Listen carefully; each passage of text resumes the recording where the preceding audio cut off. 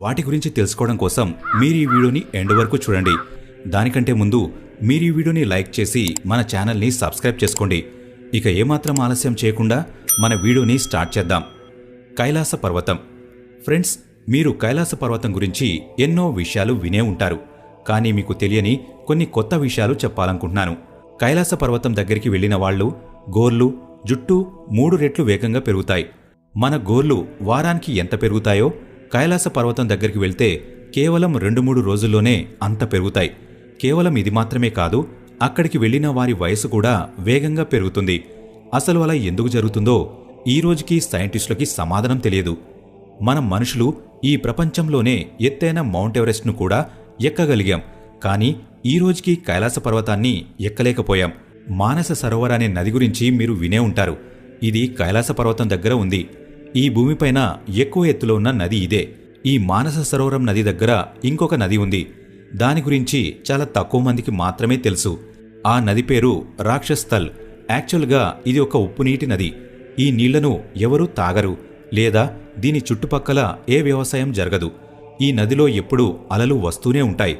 కానీ ఫ్రెండ్స్, ఒకే ఎత్తులో ఒక ఉప్పునీటి నది, ఒక మంచినీటి నది, అది కూడా చాలా దగ్గరలో ఎలా ఉన్నాయో సైంటిస్టులకి ఈ రోజుకి అర్థం కాలేదు.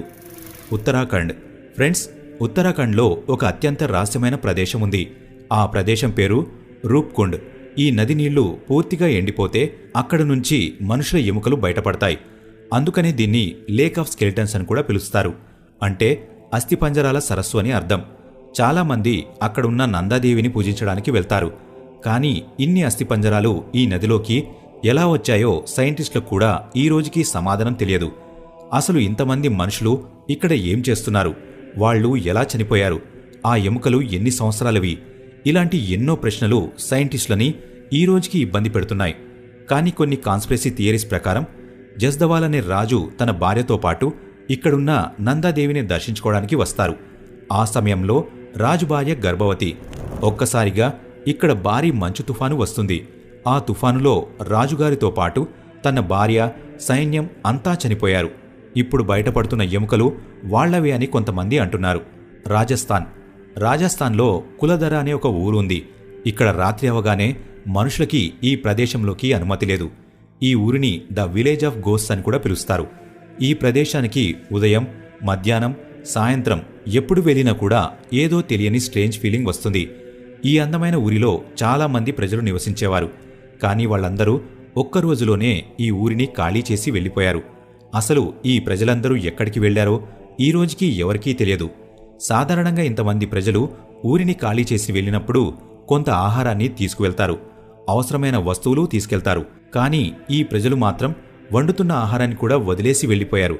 అసలు వాళ్ళు ఎక్కడికి వెళ్లారో, ఎందుకు వెళ్లారో ఈ రోజుకి ఇది ఒక మిస్టరీగానే మిగిలిపోయింది. కానీ కొన్ని కాన్స్పిరసీ థియరీస్ ప్రకారం సలీం సింగ్ అని ఒక రాజ్య ముఖ్యమంత్రి ఉండేవాడు. అతను ఒక పండితుడు కూతుర్ని ఇష్టపడ్డాడు. తనకి ఇష్టమున్నా లేకున్నా పెళ్లి చేసుకుంటానని చెప్పాడు. అప్పుడు ఒక అమ్మాయిని కాపాడడం కోసం ఊరి ప్రజలంతా ఊరిని ఖాళీ చేసి వెళ్ళిపోయారు. గుజరాత్. ఫ్రెండ్స్, మనం కృష్ణుడి ద్వారకా నగరం గురించి వినే ఉంటాం. కానీ చాలామంది అది ఒక మైథాలజీ కథ అని భావిస్తారు. నీటిలో మునిగిపోయిన ద్వారకా నగరం నిజంగానే దొరికింది. దీనిమీద ఇప్పుడు కూడా పరిశోధనలు జరుగుతున్నాయి. ద్వారకా నగరం మునిగే ముందు శ్రీకృష్ణుడు అర్జునుడితో ఇక్కడున్న మహిళలని, పిల్లలని కాపాడి వాళ్ళందరినీ నీతో పాటు తీసుకెళ్ళని చెప్పాడు. అర్జునుడు ఆ పిల్లలని, మహిళలని తీసుకుని వెళ్లిపోయిన వెంటనే ద్వారకా నగరం పూర్తిగా మునిగిపోయింది. దాని అవశేషాలు ఈ రోజుకి నీళ్లలోనే ఉన్నాయి. ఆ నగరంలో ఎన్ని రహస్యాలున్నాయో ఎవరికీ తెలియదు. మధ్యప్రదేశ్. ఫ్రెండ్స్, మధ్యప్రదేశ్లో అమర్కంటక్ అనే ఒక చిన్న నగరం ఉంది. ఈ ప్రదేశం నుంచి ఒక నది ప్రవహిస్తుంది. ఆ నది పేరు నర్మదా. ఫ్రెండ్స్, మన దేశంలో చాలా నదులు పైనుంచి కిందకు ప్రవహిస్తాయి. అంటే ఉత్తర దిక్కు నుంచి దక్షిణ దిక్కు ప్రవహిస్తాయి. కానీ ఈ నర్మదా నది కింద నుంచి పైకి ప్రవహిస్తుంది. ఇది మధ్యప్రదేశ్ నుంచి పైకి ప్రవహిస్తుంది. అందుకే దీన్ని పాతాళ నది అని కూడా అంటారు. మహారాష్ట్ర. ముంబైలో ఔరంగాబాద్ అని ఒక ప్రదేశం ఉంది. ఆ ప్రదేశం దగ్గర ఒక మందిరం ఉంది. దాని పేరు ఎల్లోరా మందిరం. అసలు ఈ మందిరాన్ని ఎవరు నిర్మించారు, ఎలా నిర్మించారు, ఎందుకు నిర్మించారనే ఈ 3 ప్రశ్నలకు సైన్స్ కూడా సమాధానం తెలియదు. ఈ ప్రపంచంలో ఏ కట్టడమైనా కింద నుంచే కడతారు. ముందు ఫౌండేషన్ నిర్మిస్తారు, ఆ తర్వాత ప్లింత్ బీమ్స్ని నిర్మిస్తారు, దానిపైన ఫ్లోర్స్ని నిర్మిస్తారు. కానీ ఈ మందిరాన్ని పైనుంచి నిర్మించారు. ఈ మందిరాన్ని పెద్ద రాయిని చెక్కి నిర్మించారు. దీన్ని నిర్మించడానికి అసలు ఏ టెక్నాలజీని ఉపయోగించలేదు. కేవలం దీన్ని సుత్తితో ఉలితో నిర్మించారు. దీన్ని నిర్మించడానికి చాలా సంవత్సరాల సమయం పట్టింది. ఇందులో చాలా స్తంభాలు ఉన్నాయి, ఎన్నో శిల్పాలు ఉన్నాయి. అసలు ఈ మందిరాన్ని ఎలా నిర్మించారో ఇప్పటి ఆర్కిటెక్చర్లకు కూడా అర్థం కావట్లేదు. ఈ మందిరం నిర్మించినప్పుడు దాదాపు 4 లక్షల టన్నుల రాళ్లను బయటకు తీశారు. కానీ ఆ 4 లక్షల టన్నులు రాళ్లు ఏమయ్యాయో ఎవరికీ తెలియదు. ఈ మందిరం చుట్టుపక్కల ఎక్కడా కూడా ఆ రాళ్లు లేవు. అసలు అంత బరువున్న రాళ్లను ఎక్కడికి తరలించారు? అది కూడా ఒక మిస్టరీగానే మిగిలిపోయింది. ఈ మందిరాన్ని ఎలా నిర్మించారో ఆర్కిటెక్చర్లకు కూడా అర్థం కాలేదు. వీరభద్ర మందిరం. ఈ మందిరాన్ని టెంపుల్ ఆఫ్ పిల్లర్స్ అని కూడా పిలుస్తారు. ఈ మందిరంలో చాలా స్తంభాలు ఉంటాయి. కానీ వాటిలో ఒక విచిత్రమైన స్తంభం ఉంటుంది. ఆ స్తంభం ఎప్పుడూ గాల్లో వేలాడుతూనే ఉంటుంది. దీన్ని హ్యాంగింగ్ టెంపుల్ అని కూడా పిలుస్తారు. ఈ మందిరంలో పూజ ఎలా చేస్తారంటే, ఈ గాల్లో వేలాడే స్తంభం కింద నుంచి భక్తులు తమ చున్నీని లాగుతారు. దాని తర్వాత తమ కోరికలు కోరుకుంటారు. ఫ్రెండ్స్, ఈ మందిరం బరువు ఈ స్తంభం పైన అస్సలు పడదు. కానీ ఈ స్తంభాన్ని కదిలించాలని చూస్తే ఈ మందిరంలో పగుళ్లు ఏర్పడతాయి. ఒకవేళ ఈ వేలాడే స్తంభాన్ని మందిరం నుంచి తీసేస్తే ఈ మందిరం పూర్తిగా ధ్వంసమైపోతుంది. అసలు ఈ స్తంభాన్ని గాల్లో ఎలా వేలాడేలా చేశారు? ఈ స్తంభంపై మందిరం బరువు పడినప్పటికీ దీన్ని తీస్తే మందిరం ఎందుకు కూలిపోతుంది? ఇలాంటి ఎన్నో విషయాలు ఈ రోజుకి మిస్టరీగానే మిగిలిపోయాయి. ఇంజనీర్లకి, ఆర్కిటెక్చర్లకు కూడా అసలు ఇలా ఎందుకు జరుగుతుందో అర్థం కాలేదు. పద్మనాభ స్వామి మందిరం. ఈ మందిరంలో తెరిచిన ప్రతి ద్వారంలో చాలా బంగారం దొరికింది. చాలా కాయిన్స్ దొరికాయి.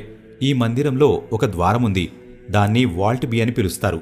కొంతమంది దీన్ని కాలరా డోర్ అని కూడా పిలుస్తారు. ఇది ఒక అత్యంత రహస్యమైన ద్వారం. ఈ గది ద్వారం పైన 2 పెద్ద పెద్ద పాములు ఉంటాయి. దీనిపైన యక్షిణీ రూపం ఉంటుంది. ఈ ద్వారానికి ఏ తాళం వెయ్యలేదు. తాళం పెట్టి తీయడానికి ఏ రంధ్రం లేదు. అసలు ఈ ద్వారాన్ని ఎలా తెరవాలో ఎవరికీ తెలియదు.